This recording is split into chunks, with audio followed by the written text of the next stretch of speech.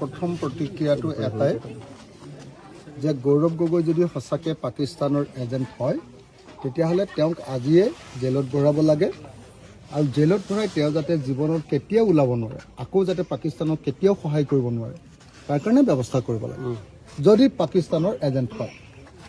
কিন্তু যদি পাকিস্তানৰ এজেণ্ট নহয় আৰু আমাৰ হিমন্ত বিশ্ব শৰ্মাই তৈয়াৰ কৰা এজন নাটকৰহে এজেণ্ট, তেতিয়াহ'লে বেহেৰবাৰী আউটপোষ্ট চোৱাৰ নিচিনাকৈ আমি মাজে মাজে এনেকুৱা ধৰণৰ প্ৰেছ মিটবিলাকে চাই থাকিম আৰু হয়নে নহয় আপোনালোকে কওক।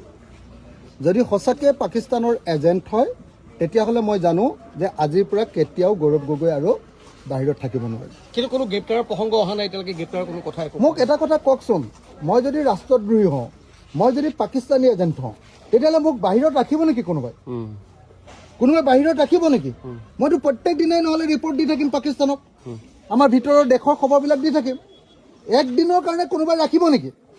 কোনোবাই আপোনাৰ পাকিস্তানী এজেণ্টক বিৰোধী দলপতি হিচাপে লোকসভাত ভাষণ দিবলৈ দিব নেকি? আপোনালোকে নিজেই কওক। তেতিয়াহ'লে মইতো ভাবোঁ যে যদি গৌৰৱ গগৈ পাকিস্তানী এজেণ্ট হয় তেতিয়াহ'লে 1 নম্বৰ কথা আজিয়ে গ্ৰেপ্তাৰ কৰিব লাগিব, 2 নম্বৰ কথা তেওঁ সাংসদ পদ কেঞ্চেল হ'ব লাগিব, তেওঁ কংগ্ৰেছ দলৰ বিৰোধী উপদলপতি হিচাপে যিটো পদত আছে সেই পদৰ পৰা চৰকাৰে খেদাৰ ব্যৱস্থা কৰিব লাগিব আৰু তেওঁক চিৰজীৱনৰ কাৰণে এনেকুৱাকৈ জেলত দিব লাগিব বা ফাঁচি দিব লাগিব যাতে কোনো দিন অসমৰ কোনো মানুহ, ভাৰতৰ কোনো মানুহে যাতে কেতিয়াও কোনো পধ্যে যাতে এনেকুৱা পাকিস্তানৰ এজেণ্টগিৰি কৰিব নোৱাৰে। কিন্তু যদি গ্ৰেপ্তাৰ নকৰে তেতিয়াহ'লে কি বুলি ক'ম? আৰে মোক যদি আপুনি গম পালে যে মই পাকিস্তানৰ এজেণ্ট, মই পাকিস্তানক খবৰ দি থাকোঁ, তেতিয়াহ'লে মোক আৰু এজেণ্টগিৰি কৰিবলৈ সময় দি থাকিব নেকি আপুনি? আমাৰ দেশৰচোন চব খবৰে দি দিব এনেকৈ, হয়নে নহয় কওক? সেইকাৰণে মই কৈছোঁ যে হিমন্ত বিশ্ব শৰ্মাৰ বেহাৰবাৰী আউটপোষ্ট এই থিয়েটাৰখন, এই চিনেমাখন চাই আমনি লাগিছে। মইতো বেহাৰবাৰী আউটপোষ্ট অকল জেলত থাকোঁতেহে চাইছিলোঁ। জেলত ওলোৱাৰ পাছত মন নাযায়, একেকেইটা কথাকে দি থাকে, একেকেইটা কাহিনীয়ে দি থাকে। একেখন চিৰিয়েল কিমান চাই থাকিম আৰু মানুহকেইটাই নতুন বুদ্ধিদীপ্ত কথাও ক'ব পৰা নাই। একেকেইটা কথাই। এতিয়া হিমন্ত বিশ্ব শৰ্মাকো দেখিলোঁ যোৱা 2 বছৰ ধৰি বোলে পাকিস্তানৰ আমুক কৰিছিলে, গৌৰৱ গগৈ তামুক কৰিছিলে, ভুচুক কৰিছিলে, টুচুক কৰিছিলে, সেইবিলাক কথাকে আকৌ এবাৰ কৈছে।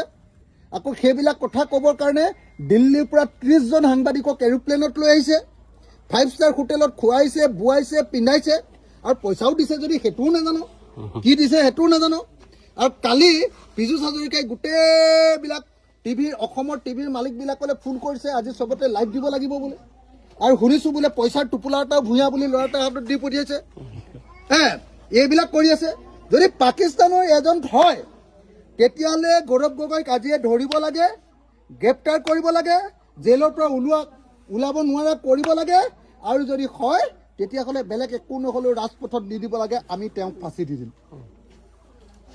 হয়নে নহয়? লাট পোষ্টত আমি ফাঁচি দি দিম।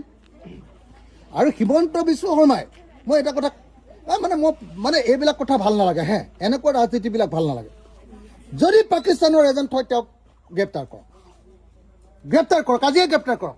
আকৌ বোলে পাকিস্তানৰ এজেণ্ট বুলি গম পালোঁ, এইটো বোলে আকৌ অমিত শ্বাহে চাব, এইটো বোলে আকৌ গৃহ বিভাগে চাব, এইটো বোলে NIA চাব।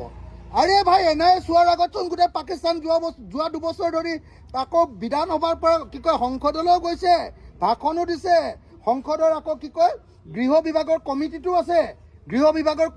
আছে, আৰু তাৰপিছত কৈছে যে গৌৰৱ গগৈ পাকিস্তানৰ এজেণ্ট। আৰে পাকিস্তানৰ এজেণ্ট এজনক গৃহ বিভাগৰ কি কমিটি, সংসদ কমিটিত সোমোৱাই থৈছে। বিৰোধী দলৰ উপদলপতি পাতি থৈছে, সংসদৰ সাংসদ পাতি থৈছে। এইটো পাগলাইহে এনেকুৱা কথা কয়, পাগলা মানুহে এনেকুৱা কথা কয়। গতিকে সঁচাকৈ যদি গৌৰৱ গগৈ সঁচাকৈ পাকিস্তানৰ এজেণ্ট, আজিয়ে ধৰক, আজিয়ে গ্ৰেপ্তাৰ কৰক, আজিয়ে ফাঁচি দিয়ক, আৰু নহ'লে বা আজিয়ে পাকিস্তানলৈ তেওঁক ঘূৰাই পঠিয়াই দিয়ক, হয়নে নহয়? আমি এনেকুৱা নাটক চাই নাথাকোঁ।